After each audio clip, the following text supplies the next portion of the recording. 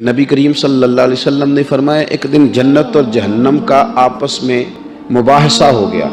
جہنم کہنے لگی کہ میرے اندر جو لوگ آئیں گے نا وہ بڑے بڑے سردار، بڑے بڑے متکبر، بڑے بڑے جبار، بڑے بڑے لوگ آئیں گے، یہ میری شاید فضیلت ہے۔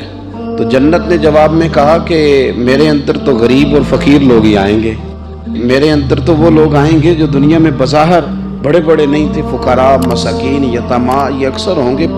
جب دونوں آپس میں گفتگو کر رہے تھے نا تو رسول کریم صلی اللہ تعالیٰ علیہ وسلم فرماتے ہیں اللہ تعالیٰ نے پھر جنت سے فرمایا،